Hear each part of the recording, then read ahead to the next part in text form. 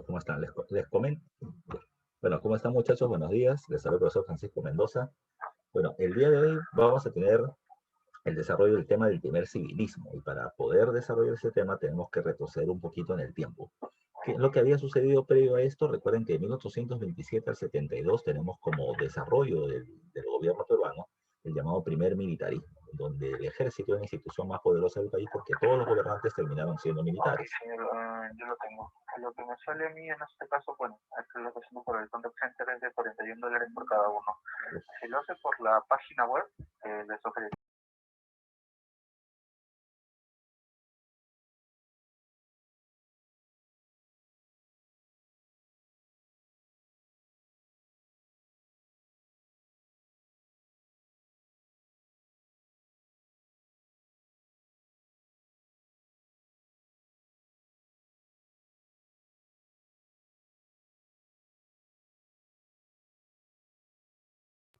Evi, ponle un ratito pausa, por favor.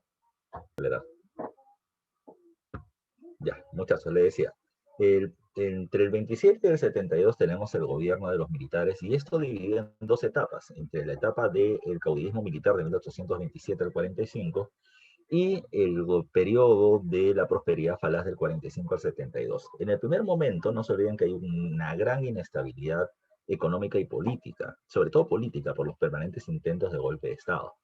Pero con la llegada del gobierno de Ramón Castilla, esta situación cambia. No es que Ramón Castilla sea el salvador del país, simplemente de Castilla, recuerden, compra la estabilidad a través del reparto del dinero, de los ingresos del guano y de los cargos políticos ya con sus aliados y opositores.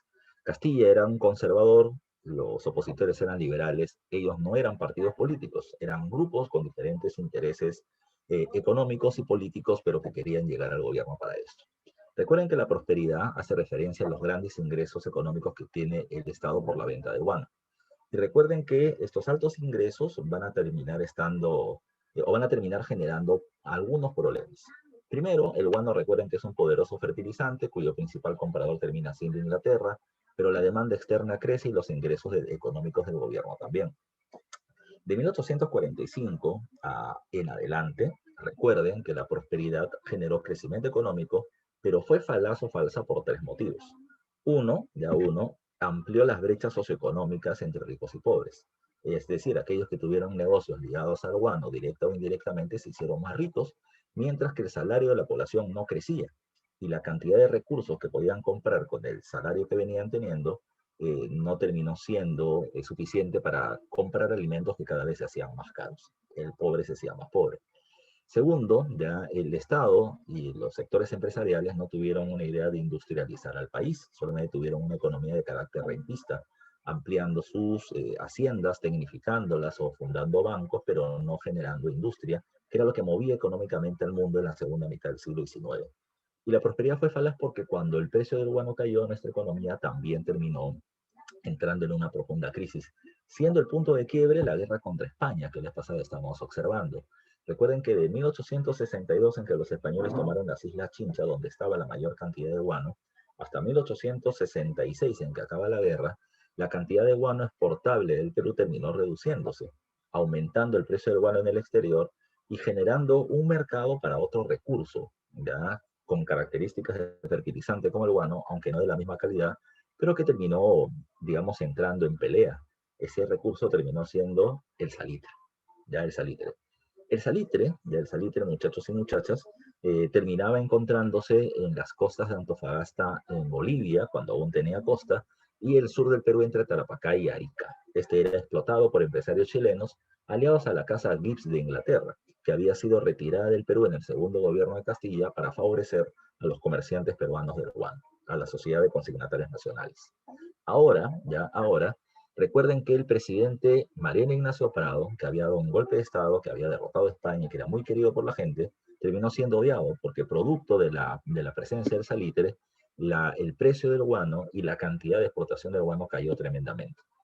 Recuerden que el gobierno comenzó a cobrar más impuestos, intentó tomar medidas librecambistas, lo cual perjudicó a los conservadores, y aparecieron levantamientos en contra de la restauración del tributo indígena y un problema político amplio que terminó debilitando a este gobierno, generando un golpe de Estado en su contra.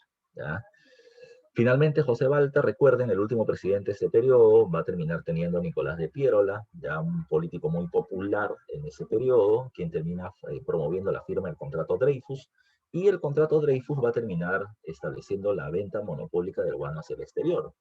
Esta casa francesa nos ofrece una gran cantidad de recursos, paga nuestra deuda externa, nos plantea cuotas mensuales por la extracción del guano y adelantos de cuotas si es que tenemos algún problema económico. Y con esa plata, recuerden, se hacen obras públicas, principalmente ferrocarriles, pero que no terminaron de construirse. Cuando hablamos de los ferrocarriles la vez pasada, les mencionaban a Manuel Pardo de Lavalle, fundador del Partido Civil posteriormente, quien planteaba que los ingresos del guano deberían convertirse en ferrocarriles. Y eso es lo que se intentó hacer en la época de José Balta con la firma del contrato Dreyfus, aunque repito, entre la corrupción y la geografía tan difícil que venimos teniendo, no se lograron culminar la construcción de los mismos.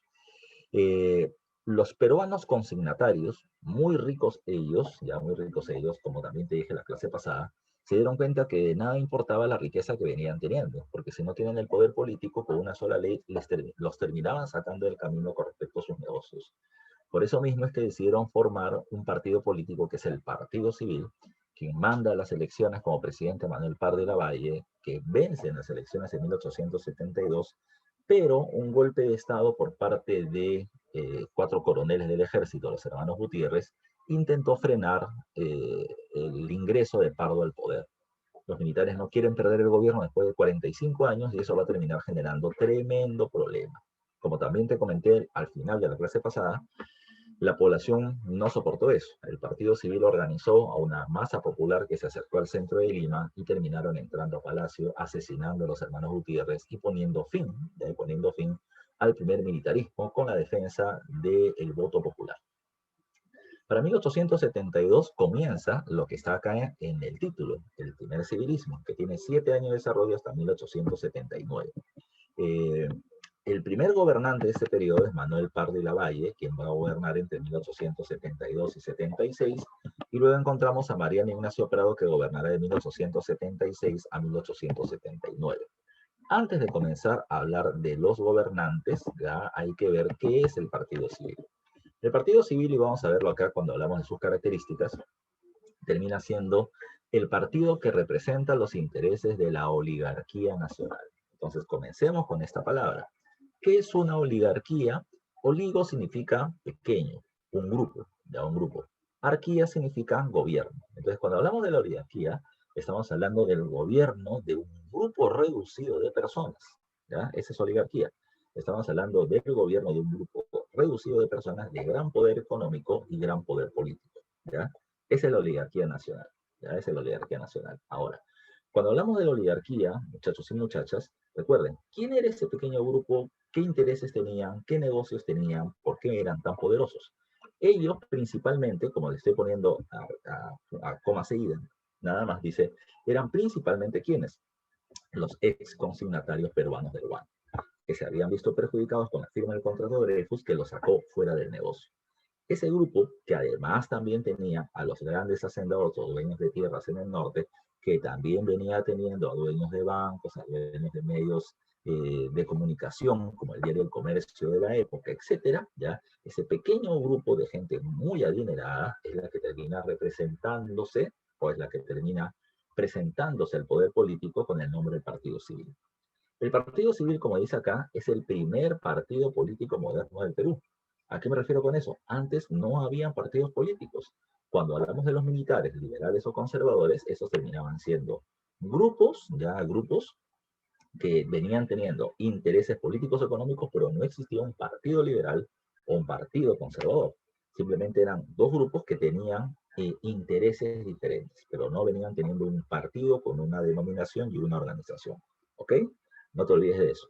¿Por qué no hubo partidos antes, profe? ¿Por qué éramos tan atrasados y no teníamos partidos políticos? Es que ese no era un problema de Perú, era un problema mundial. En la mayoría de países del mundo, los partidos políticos eran vistos de manera negativa. ¿De dónde viene el nombre partido? Viene de parte, de grupo, de facción. Se consideraba a aquellos que estaban formando partidos como un grupo de gente que solamente buscaba defender sus intereses. No los intereses nacionales, no los intereses del país, solamente los suyos, ¿ya? Solamente los suyos. Y por eso, insisto, eran vistos de manera negativa. En todos los países del mundo, los partidos eran rechazados, ya rechazados. Eso, si en todas partes y en el Perú los partidos políticos eran rechazados, entonces, ¿cómo es que un partido político termina gobernando el país? Es que en la historia todo depende de dos palabras básicas, ¿ya? Las palabras básicas. Una palabra básica se llama proceso y la otra se llama contexto, ¿ok? ¿Qué cosa es el proceso? El proceso termina siendo el antes, durante y después, las causas, desarrollo y consecuencias de todos los eventos que vamos a terminar observando. Por ejemplo, cuando en tu curso de Historia Universal, con el profesor Yucas, si no me falla la memoria, terminan diciéndote a ti, por ejemplo, ¿ya? La Primera Guerra Mundial. El profesor no comienza explicando, Alemania invadió Bélgica. Así no comienza su clase. Te va a decir, antes que comience la guerra en 1914, vamos a ver qué sucedió antes para ver por qué estalló la guerra, ¿ya? Es decir, tenemos que hablar de la paz armada, de la militarización de diversos países, de los conflictos previos que terminaron existiendo, de la división del África, del conflicto en los Balcanes, para que tú vayas entendiendo cómo es que esta guerra se formó, ¿ya? Cómo llegamos al momento del conflicto. Luego comenzamos, Alemania invade Bélgica y terminamos la guerra con Alemania es derrotada en la segunda batalla de Marne. Se acabó la guerra, ese es el durante. Luego de eso vienen las consecuencias. ¿Qué pasó luego? ¿Ya? Se firma el Tratado de Versalles, Alemania es considerada como la generadora del conflicto, le van a quitar colonias y territorios, etcétera, etcétera, etcétera. Todo hecho histórico tiene un antes, un durante y un después. ¿Y qué cosa es la palabra contexto, profe? El contexto es las condiciones económicas, sociales, políticas, culturales, religiosas, que van a terminar generando un determinado hecho. Un determinado hecho. Por ejemplo, yo no sé si ya se confirmó o no, porque está habiendo un problema, como te estaba mencionando, pero es altísimamente probable que Castillo le gane por muy poquitos votos a Keiko, ¿ya? Ahora la pregunta es, ¿cómo es que Castillo, ya un personaje sin mayor, digamos así, trascendencia histórica en la política, va a terminar llegando a ser presidente de la República? Y entonces podríamos decir varios factores, ¿no? Un factor es que la población está cansada de los partidos políticos tradicionales y eso pasa desde hace varios años en el país. Siente que las provincias están, digamos así, no defendidas o no protegidas por los intereses que Lima termina protegiendo. Por eso verás precisamente en el mapa electoral que la gran mayoría de la región de la Sierra y la Selva están con Castillo y en contra de Lima, que vota por Keiko, y la costa norte. Entonces, se ve una división del país entre costa y sierra, o entre norte y sur, muy, muy, muy claramente visible, ya muy claramente visible. Pero por otro lado encontramos además el gran desplazamiento socioeconómico. Hay un montón de gente que es pobre, pobre extremo, y que considera que las políticas de Estado no terminan beneficiándolos. Es cuando alguien viene y te termina diciendo, cambiemos la constitución, cambiemos la regla de juego, más plata para los peruanos, no más pobres en un país rico, etcétera, entonces la gente se siente entusiasmada. Es, si hubiésemos tenido, digamos, una mejor condición de distribución de la riqueza y un mayor beneficio para toda la población, el discurso de Castillo no hubiese tenido éxito. No hubiese tenido éxito. Entonces, todo depende del contexto. Hitler no hubiese podido llegar a tener el control del gobierno de Alemania si Alemania hubiese tenido una economía mucho más sólida. Entonces, el contexto económico, social, político va a terminar definiendo que un evento pase o no. Ahora, ¿por qué te digo eso? Porque un partido político, repito, que no era bien visto, llega a tener el control de un gobierno. Porque los militares han gobernado 45 años. Y durante esos 45 años, en los últimos 20 ha habido mucha plata. Pero cuando se acabó ya los altos ingresos peruanos, pues el Perú se desmoronó. En ese momento la gente dijo, militares más tiempo, con la forma en la que nos han dejado el país, nunca más, ya nunca más, no más. Es ahí donde el Partido Civil dice, nosotros, ¿quiénes somos? Somos el Partido Civil, estamos conformados por un grupo de empresarios muy adinerados, ya muy adinerados. No vengo a sacarte cachita con mi dinero. Lo que yo vengo a decirte es, yo soy un empresario, yo sé manejar dinero, yo he creado una empresa y he terminado generando riqueza. ¿Cuál es el problema del Estado, del gobierno? Decía el Partido Civil, es que el Estado no es manejado como si fuera una empresa. Si nosotros tuviéramos el control del Estado, manejaríamos el mismo como si fuera un negocio. ¿Eso qué cosa implica? De que buscaríamos tener la mayor rentabilidad, ¿ya? Tener la mayor cantidad de ingresos. Buscaríamos ser ingeniosos para poder generar mayor cantidad de riqueza y con eso buscaríamos una mejor redistribución. ¿Qué es lo que ha pasado durante muchos años? La plata ha venido del cielo, ¿ya? Y se ha terminado gastando el dinero, pero no se ha invertido generando, pensando en futuro. Nosotros proponemos ello, un Estado moderno, ya moderno, austero en sus gastos, que no gaste en armas, en grandes obras, en grandes puentes, no, no, no, no, no, que gaste en lo que tiene que gastar y que por lo tanto los gastos sean reducidos, ya reducidos, no en cosas absurdas. Segundo, termino proponiendo una industrialización. Así como Estados Unidos, Alemania, Bélgica, Suecia, Japón se desarrollan porque tienen industria, porque desarrollan su banco, sus bancos para financiar su progreso, nosotros también planteamos lo mismo. Esa es la idea de la modernización del Estado que plantea el Partido Civil, ¿ya? Que plantea el Partido Civil, y ellos plantean tener como modelo, como país modelo de desarrollo, no a Chile, ¿ya? Como lo ha tenido el Perú durante las últimas 2 décadas o 3 décadas, sino a Estados Unidos, que era el país con mayor desarrollo industrial y tecnológico y económico del mundo de aquella época. ¿Ok? Eso es lo que plantea el Partido Civil y por eso la gente dijo, sí, pues, los militares, acá han gobernado, han habido obras, pero han sido gastos infértiles, ya, infértiles, han sido gastos que no han generado progreso y por lo tanto démosle la oportunidad a este grupo ya de empresarios que podrían, así como han enriquecido sus bolsillos, podrían enriquecer al país por completo. Ese es el discurso que dieron en un periodo de crisis económica, en un periodo de malestar ya con los militares tradicionales que han gobernado y por lo tanto la gente les dio la oportunidad.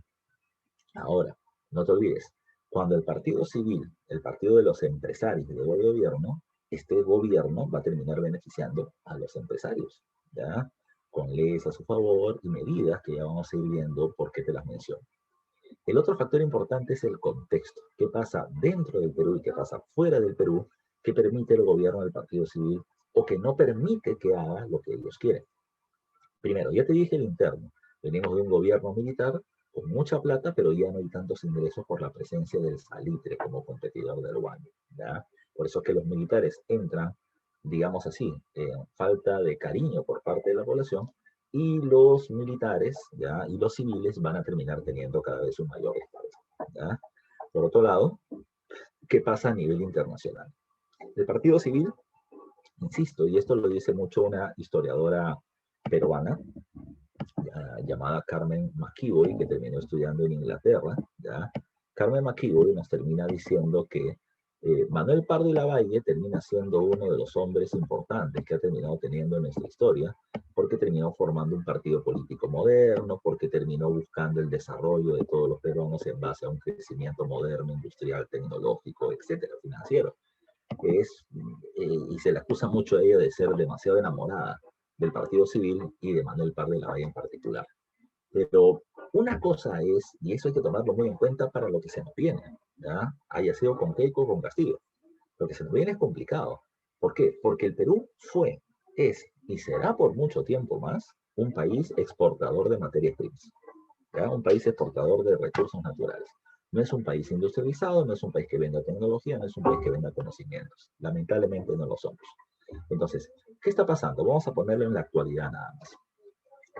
El Perú vende minerales, ya minerales. El precio de los minerales como el oro, la plata, el cobre, el zinc, el estaño, o por ejemplo el litio para las baterías de los celulares, etcétera, ¿es alto o es barato? ¿Ya?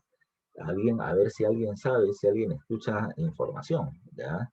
Alguien que me diga, profe, yo no quiero estudiar una carrera universitaria, yo solamente quiero invertir en la bolsa de valores.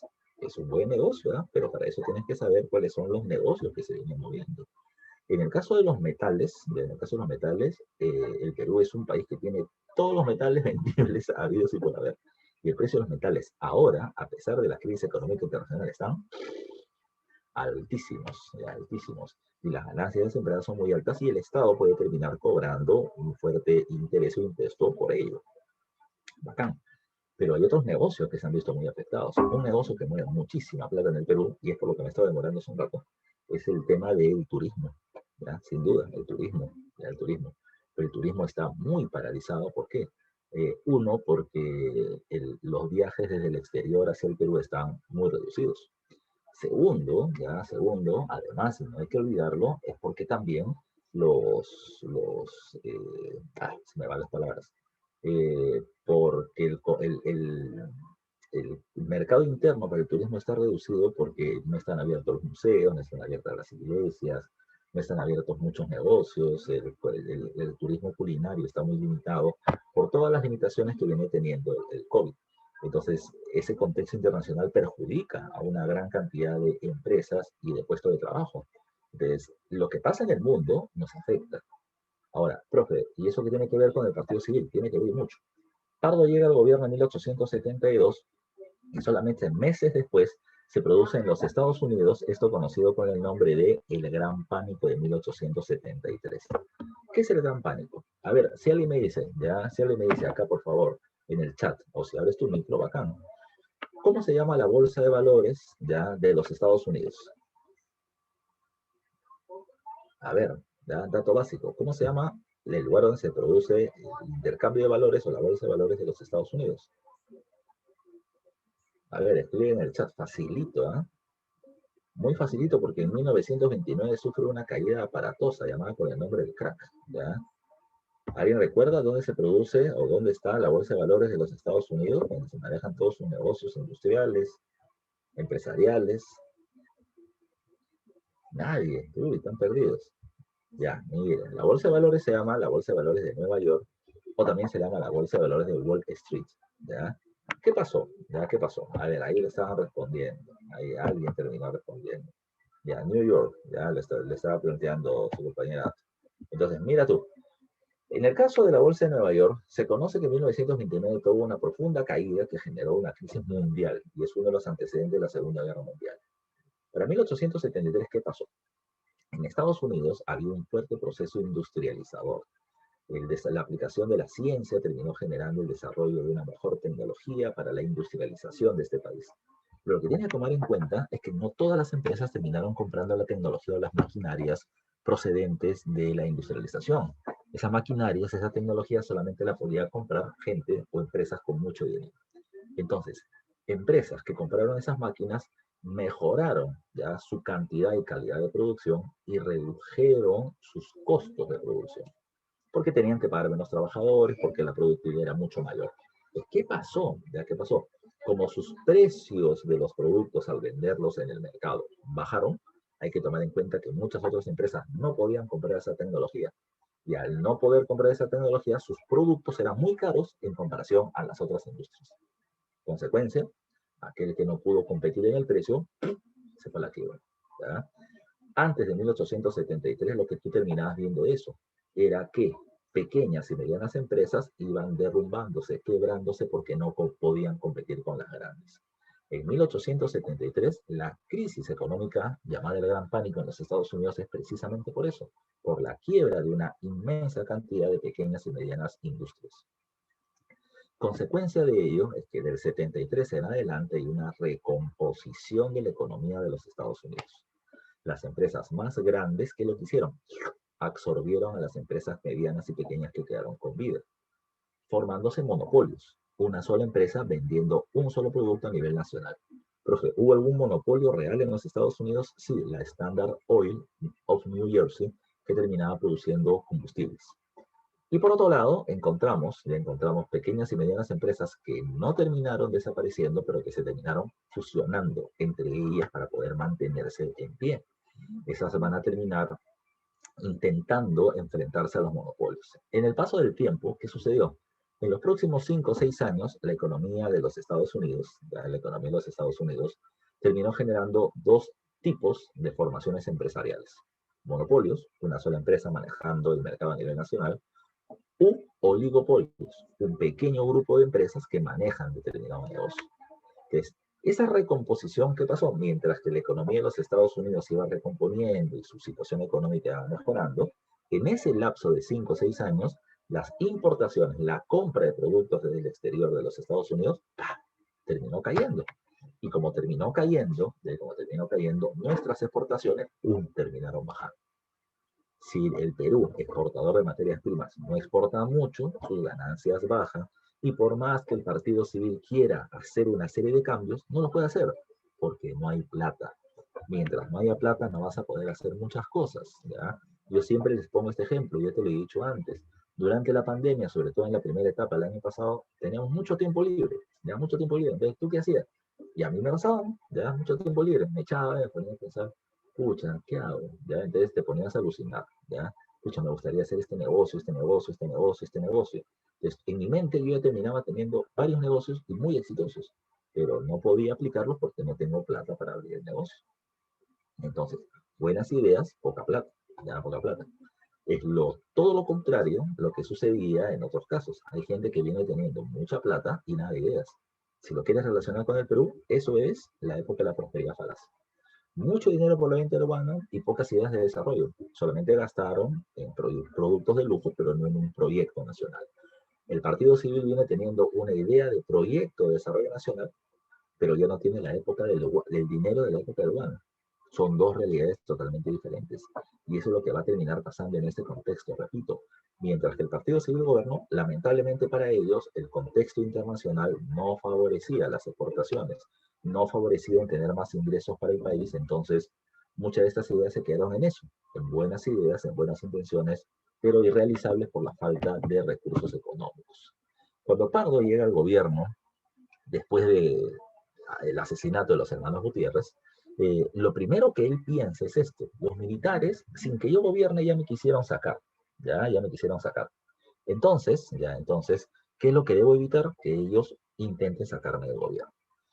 Manuel Pardo de la Valle, en su política de austeridad, de tener menos gastos para el Estado porque no hay mucha plata, estableció una reducción del presupuesto militar, como está ahí en la diapositiva, ya que confírmeme que se está viendo. Confírmeme por favor en el chat si es que se está viendo la diapositiva donde dice el gobierno de Manuel Pardo de la Valle. Confírmeme, ponme sí, ya, si lo estás viendo. Son 36 personas, porque solamente me responden 3. No te estoy preguntando de algo en particular, estoy diciendo solamente si se ve o no se ve la diapositiva. Van 6 de 36. ¿Ya? Eso me debe suponer que no estás acá. ¿Ya? Por eso estás con la cámara no prendida. 8 de 36, 9, 10. ¿Ya? Pues tomen la atención muchachos. Muy bien, sí se ve, bacán. ¿Ya? Entonces vamos a seguir trabajando. ¿Ya? A ver, mira tú. Cuando hablamos de un recorte del presupuesto militar, ¿qué significa? Que el gobierno, ya que el gobierno dice, de toda la plata que tengo, que ahora no es mucha, si antes yo le daba a los militares 100, ahora le voy a terminar dando 50. Y con los 50, que se manejen, que vean precisamente cómo pueden hacer para mantenerse. Lo primero que va a pasar es esto: si no hay tanta plata, entonces yo no puedo tener tantos soldados, porque el gobierno Pardo pensaba, no hay guerras, entonces ¿para qué tenemos tantos soldados? Los militares han tenido un gasto muy elevado, porque ellos eran los que gobernaban y por eso se ponían un alto sueldo, un gran número de soldados, una gran cantidad de compra de armas, para llenarse la boca que el Perú es un país muy poderoso militarmente, o para putrear en el momento de la compra de las armas. Pardo entonces dijo: ahora, como los militares no me quieren, entonces vamos a cortar el dinero. Si hay menos dinero para ellos, habrá menos tropas. Y si hay menos tropa, entonces no habrá tanta gente que dirija tropas. Los oficiales, coroneles, comandantes, generales, etcétera, pues tienen que reducirse. Y tienen que reducirse porque no hay tanta gente que manejar. Ese es el punto de Pardo: reducir el número de oficiales y sobre todo a los potenciales oficiales golpistas que quisieran sacarme del gobierno. Por eso mismo, es que Pardo, entre sus objetivos de reducir el presupuesto militar, era evitar que lo intenten sacar a él, ya, reduciendo el número de oficiales. Pero no solamente eso, ya no solamente eso. Si le reduzco el presupuesto, también habrá menos compras de armas. Pardo, insisto, decía: comprar armas es inútil. Desde 1845 hasta 1872, toda la prosperidad falaz. ¿Cuántas guerras hemos tenido? Una. Una. Y te dije la vez pasada que es una guerra media ficticia, la guerra con el Ecuador. Desembarcamos en Ecuador, pero nunca tuvimos un enfrentamiento con su batallón. En el gobierno de Echenique se movieron tropas hacia Bolivia, amenazándolo solamente de que nos devuelvan nuestro oro y plata, y lo hicieron, ¿ya? Pero el Perú no tenía guerras. Entonces Pardo decía: ¿para qué gastamos tanto dinero en armas y en militares si no hay conflictos? El expresor: al reducirse la compra de armamentos, ¿eso fue bueno para el Perú? Si lo vemos de inmediato porque no había mucha plata, por supuesto que sí. Pero lo que hay que tomar en cuenta es que lamentablemente esa reducción de la compra o del presupuesto para la compra de armas nos terminó poniendo en desventaja. Porque de 1875 en adelante, mientras que Perú compraba menos armas, Chile compraba más armas. Y eso le dio una ventaja tecnológica para el momento en que la guerra estalló. No te olvides esto. Ya, no te olvides esto. Ahora, ¿qué más vamos a tomar en consideración cuando hablemos del tema? ¿Ya? Eh, a ver, ya a ver. En esta época de Pardo, los militares cumplían doble función. El militar, número uno, ya número uno es el que se encargaba de la defensa de las fronteras. Es decir, es el que se encargaba de defendernos de alguna invasión extranjera. Pero también los militares eran los que ponían orden público, es decir, los militares eran los que estaban rondando las calles y ante algún tipo de, no sé, de desorden, de robo o de violación, los militares con armas terminaban respondiendo. ¿Ya? Pero eso sí, como debería ser, algunos piensan que debería ser así. Pero Pardo tenía un problema. El problema era que militares armados estaban en las calles y estos militares le podrían dar un golpe de estado en cualquier momento. Por eso es que Pardo dijo, no, vamos a diferenciar su tarea. Los militares solo se encargan de la defensa de las fronteras y están en los cuarteles. Mientras que los civiles, ¿ya? Los civiles se encargarán de la defensa de la ciudad. Por eso se creó lo que hoy llamaremos la policía, que en ese tiempo se denominó Guardia Civil. La Guardia Civil se encargaba del orden público, de la defensa en las calles, en las ciudades, etc., mientras que los militares en las fronteras. ¿Qué pasaba si los militares querían darle un golpe de Estado a Pardo? La Guardia Civil, que se llamaba Guardia Civil por el Partido Civil, iba a defender a Pardo ante un posible intento de golpe de Estado. Por eso dice acá, la Guardia Civil crea o se encarga del orden público, como la policía, y la defensa del gobierno ante un posible golpe de Estado militar. ¿Ok? Esa es su medida con respecto a los militares. ¿Cómo hace para poder tener ingresos económicos? Ahí es donde estaba el guano. Recuerden este dato, ¿ya? Pardo, desde que fue candidato, desde que era intelectual, planteaba que el guano debe convertirse en ferrocarriles. Los ingresos del guano deben ser la base del desarrollo económico nacional, pero invirtiéndolos o gastándolos de manera adecuada, ¿ya? Ese era su planteamiento. Ahora, cuando Pardo llega al gobierno, a la casa Dreyfus francesa, que manejaba totalmente la venta del guano, así se le hacía. Se moría de miedo. ¿Y por qué se moría de miedo? Porque Pardo representa a los ex consignatarios peruanos del guano, ¿ya? Los empresarios que habían visto perjudicado la venta del guano producto de la firma del contrato Dreyfus. Y decían, uy, Pardo llega y nos va a terminar quitando el negocio. Pero Pardo hizo todo lo contrario, ¿ya? Pardo propuso una reunión con los representantes de la Casa Dreyfus en Perú, y una vez que hizo la reunión, les dijo, señores, quiero que por favor me adelanten 2 cuotas ya anuales de dinero por la venta del guano futuro porque tengo que pagar deuda externa. Eso fue pregunta de examen de admisión. La Casa Dreyfus sacó plata de donde tenían y se la dio Pardo. ¿Por qué? Porque de esa manera ellos, entre comillas, estaban comprando una buena amistad con Pardo y por lo tanto, terminaban asegurándose el monopolio del guano. Y así pasó. Entre 1872 y 1876, Pardo mantuvo el monopolio guanero para la Casa Dreyfus. Eran sus amiguitos, ya no les hacía nada. Pero eso es por el momento, porque Pardo necesitaba dinero, ¿ya? Porque Pardo necesitaba dinero. ¿Qué cosa fue lo que pasó? ¿Ya? ¿Qué cosa fue lo que pasó? En 1876, cuando Pardo ya estaba de salida, así literalmente cuando Pardo estaba de salida, les metió el cuchillo a la Casa de Dreyfus. ¿Cómo así? Producto de esta crisis internacional que te decía, ya las exportaciones cayeron, la Casa de Dreyfus no podía vender tanto guano como quería, y por lo tanto tenía menos dinero, y no cumplió muchas veces a tiempo el pago de sus cuotas. Entonces, lo que dijo el gobierno peruano es, bueno, tú no has pagado tus cuotas cuando te correspondía, por tanto, yo voy a terminar anulando tu monopolio. Ya no vas a ser tú el único vendedor del guano, sino que ahora también entra la Peruvian Guano Company, ¿ya? Profe, ¿y eso quiénes son? La Peruvian Guano Company era una empresa fundada en los Estados Unidos, pero cuyo dueño era un empresario peruano, miembro fundador del Partido Civil, un exconsignatario, Manuel Candamo. Y Manuel Candamo era ahora la otra empresa o el otro empresario que podía vender guano. Se firmó un contrato llamado como el contrato Rafael. Los Dreyfus eran los principales vendedores, pero ya no los únicos. Y la Peruvian Guano Company vendía una parte, tenía derecho a vender una parte del guano. Los Dreyfus no estuvieron de acuerdo. Los Dreyfus dijeron, ya, hay un contrato de monopolio, solamente yo puedo vender. ¿No he pagado cuotas? Sí, tienen la razón, pero también le he dado un montón de adelantos de dinero y eso me lo debe el Estado peruano. Pardo no le interesó y firmó este acuerdo. Ellos denunciaron el caso, los Dreyfus denunciaron internacionalmente el caso, y después le tuvimos que pagar una fuerte indemnización.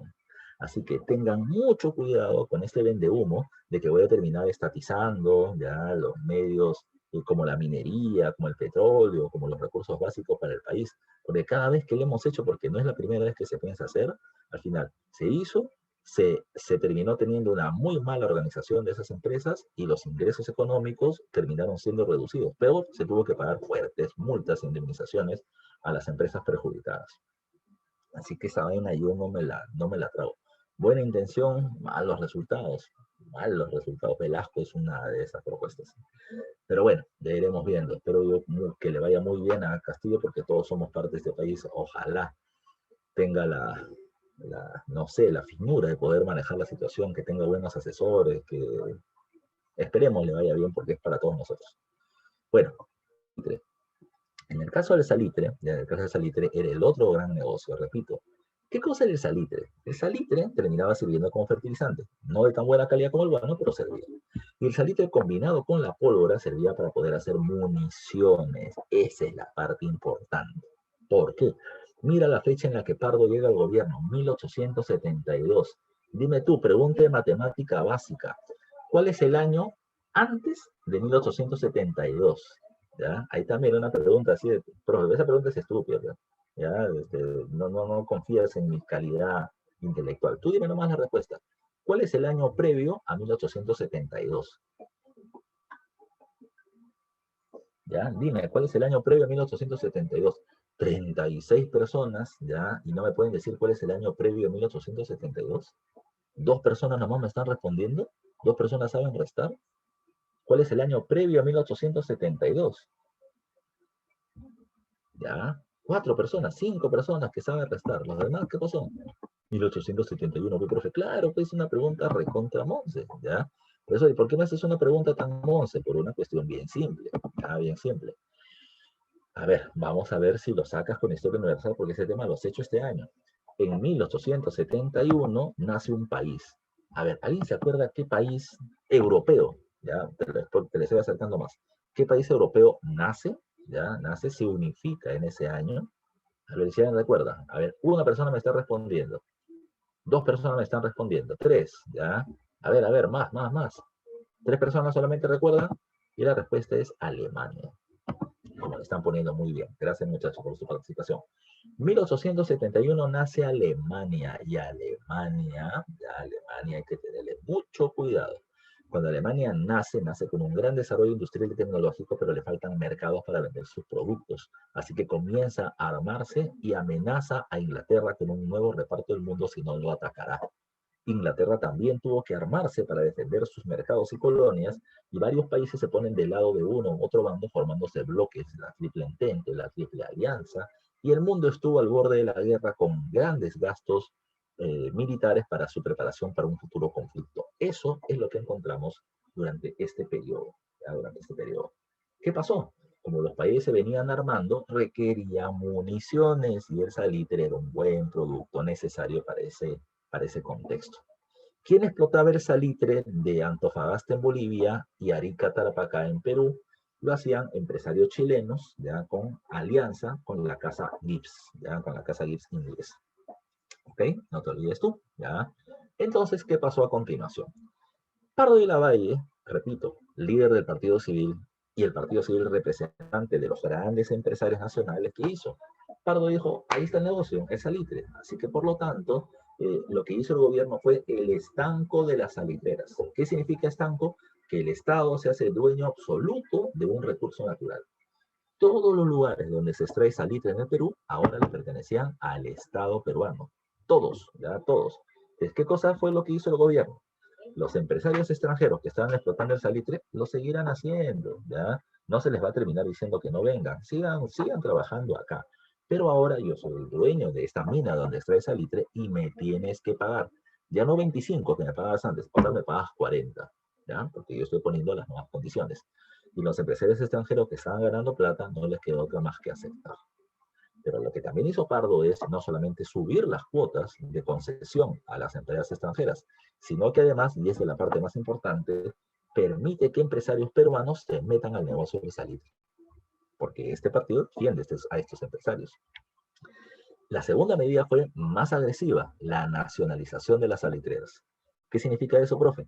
Que todo el salitre del Perú solo lo pueden vender empresarios peruanos. Votó a los chilenos y votó a la Casa Gips. Le metió una patada en el voto a los Gips y los votó por segunda vez porque Castilla ya los había votado del negocio urbano para dárselo a estos empresarios que ahora dirigen el Partido Civil. La patada que le metió a los Gips fue tan fuerte que los Gips salieron volando hasta Inglaterra y llorando le van a decir al gobierno inglés, mira, Perú me acaba de votar, si no te vendo el salitre peruano, tú no vas a tener salitre para tus municiones y vas a terminar viéndote disminuido frente a Alemania. Haz algo Inglaterra, te sugiero, invade Perú. Inglaterra estuvo así de invadir el territorio peruano, pero después dijo, no lo voy a hacer, por miedo, o sea, por miedo a nosotros. ¿Qué te van a tener miedo a ti? ¿Ya? O sea, mientras que ellos venían con buques, nosotros íbamos a entrar con piedras, no teníamos forma de ganarle. Pero el miedo de Inglaterra fue otro. Si es que Inglaterra invade a Perú, Perú tenía que hacer esto nada más. ¿Ya? Y llamando así, Alemania iba a venir corriendo a ayudarnos. No porque Alemania sea nuestro amigo, ni nos conocía. Alemania iba a venir a ayudarnos, ¿por qué? Porque Alemania está buscando mercados y el Perú sería una puerta de acceso al mercado americano. Por eso que Inglaterra dijo, mejor no me meto, mejor vamos a hacer lo siguiente, ¿ya? A través de ti, Casa Gibbs, tú vas a terminar financiando a Chile su preparación militar.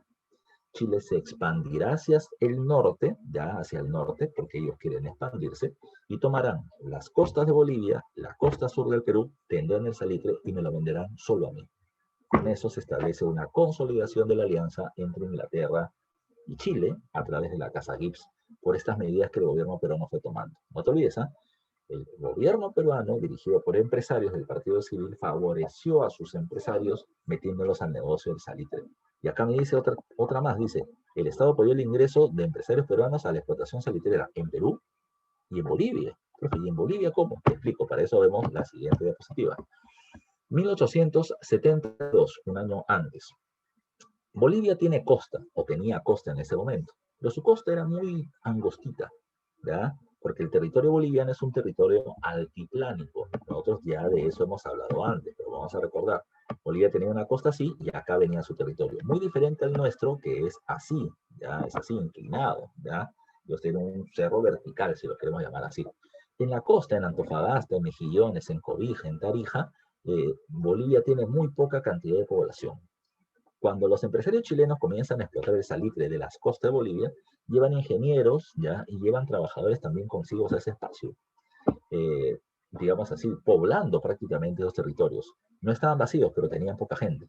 Para 1872, Chile teniendo una gran cantidad de población y sobre todo muchas inversiones en esta región y una mayor fuerza militar, Chile le quitó a Bolivia las costas de su territorio. Se las quitó, ¿ya? Y Bolivia no pudo hacer mucho. Su gran temor de Bolivia era que le quiten la otra mitad que faltaba. Por eso es que el gobierno boliviano le terminó pidiendo a Argentina y a Chile lo siguiente. Vamos a unirnos y establecer una alianza defensiva contra ataques de Chile, contra mi territorio o cualquier otro. El único que firmó ese acuerdo fue el Perú. El Perú firma el llamado Tratado Benavente-Rivagüero, o también llamado como el Tratado Secreto de Mutua Defensa con Bolivia, de 1873. En ese tratado, ¿qué cosa es lo que se terminaba planteando? Que sí, ya que sí Chile atacara a Bolivia, Perú y Argentina deberían salir en su defensa. En este momento el Perú fue el único suscriptor, el único que firmó el acuerdo, ¿ya? Ahora, ¿por qué no lo firma Argentina? Porque Argentina venía teniendo problemas limítrofes con Bolivia, pero también problemas limítrofes con Chile, ¿ya? ¿Cuál era el problema limítrofe entre Argentina y Chile? Acá está la Patagonia, ¿ya? Una provincia fronteriza. Chile la tenía, pero Chile dijo, mira, para sacar a Argentina del camino, le entregaron Patagonia. Le dijo, Argentina, tú y yo no tenemos ningún problema, por lo tanto no deberíamos enfrentarnos en ninguna guerra. Pero por si acaso, Chile hizo una alianza defensiva con el Brasil. Aquí está Chile, aquí está Argentina y aquí está Brasil. Entonces, Chile le dijo a Argentina, sin tener que decírselo, tú me atacas a mí y Brasil, o más grande un mundo, te va a terminar atacando por la retaguardia y eso sí te va a doler.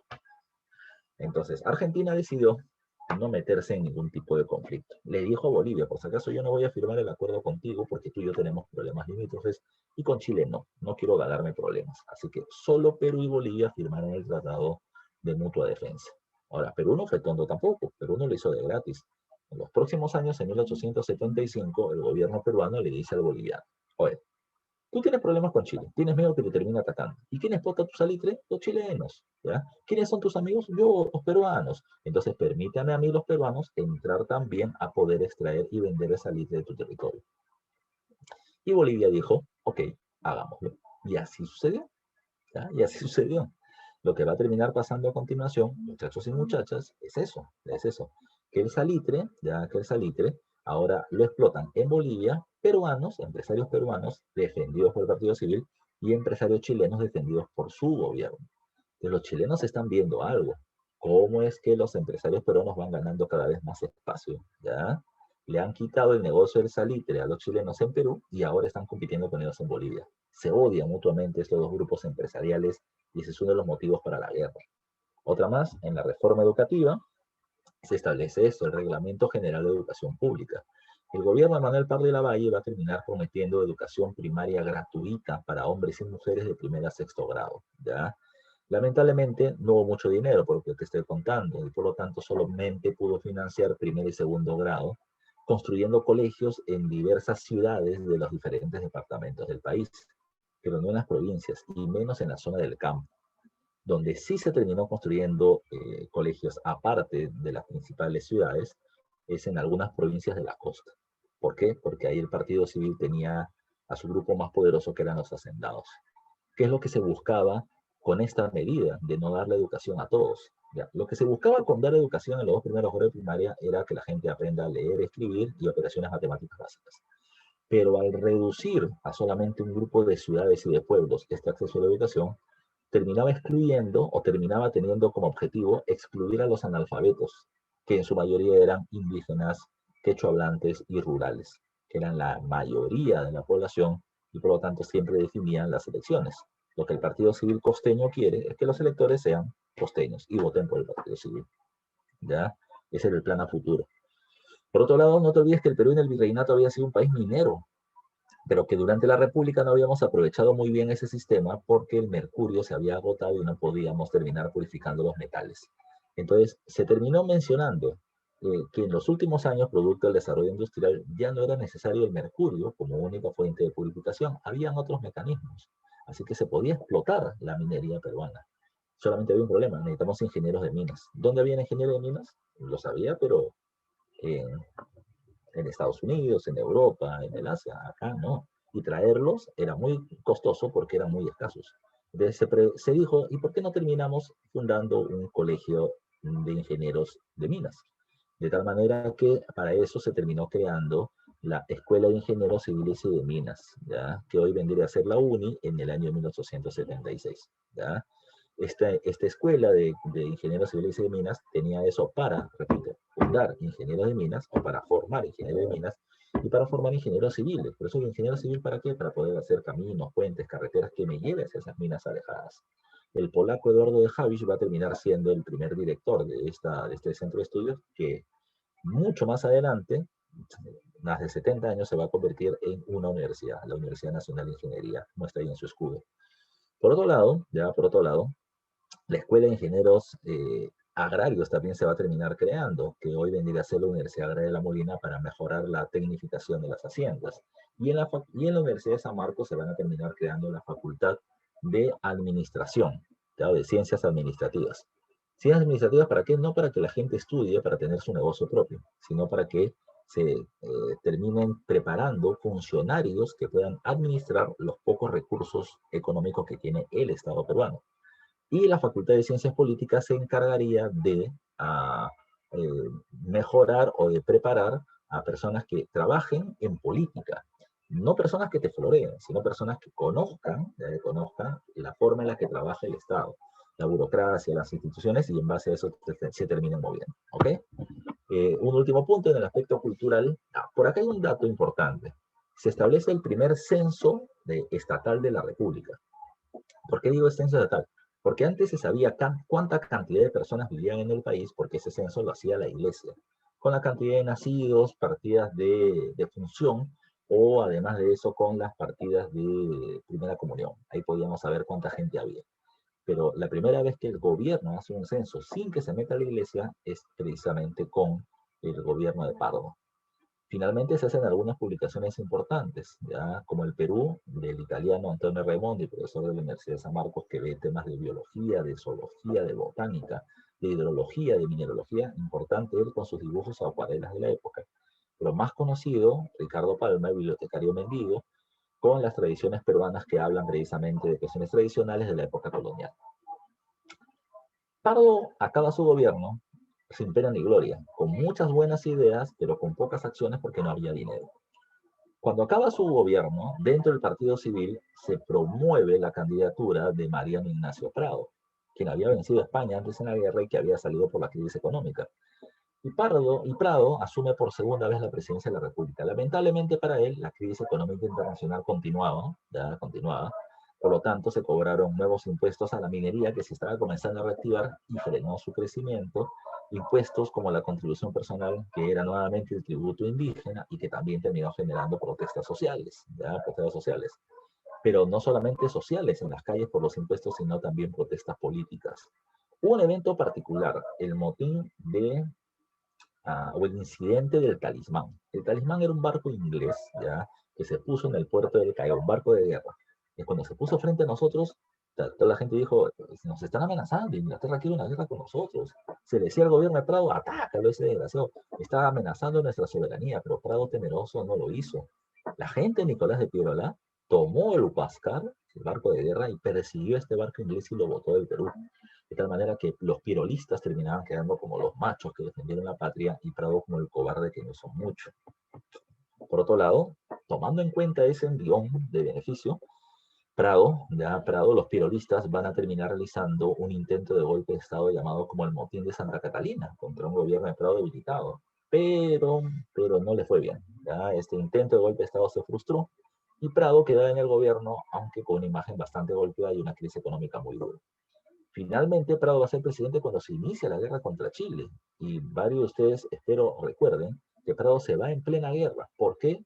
Si no lo recuerdas, te lo explicaré la próxima clase, el próximo avance, que recién será de acá 2 semanas, porque la próxima semana tenemos repaso, la próxima semana tenemos examen. ¿Ok? Vamos con las claves de las dirigidas. Y por el tiempo que yo he terminado perdiendo por ese problema que he estado intentando solucionar, te voy a dar las preguntas o las claves impares, ¿ya? Te voy a dar las impares el día de hoy. Dice, al gobierno de Manuel Pardo de Lavalle también se le conoce como. Se le conoce como el primer civilismo, pero también se le conoce de esta manera, como la República Práctica. Pardo decía de que tenemos que usar nuestros recursos en donde sea necesario. No armas, sí educación, sí educación.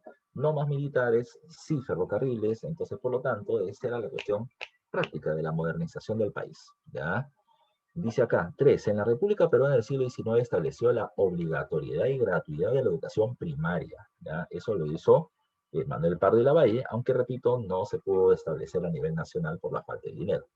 Pregunta 5 dice, la nacionalización de las salitreras de Tarapacá fue realizada durante el gobierno de, y la respuesta es, nuevamente, Manuel Pardo de Lavalle, afectando a los Gibbs ingleses y a los chilenos. Pregunta número 7, pregunta la UNI, mira, dice, la Universidad Nacional de Ingeniería se fundó en el año 1876 como Escuela Especial de Construcción Civiles y de Minas del Perú. ¿Momento en qué? Bueno, se crea en el momento en que el Perú no tenía mucha plata porque el precio del guano y el salitre está cayendo y por lo tanto habría que buscar alguna otra forma de ingresos.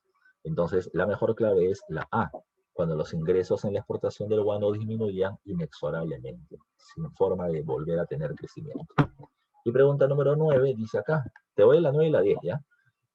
Señala una característica económica de la República Peruana antes de la guerra con Chile. Característica económica. ¿Inicio de la industrialización? No, ¿ya?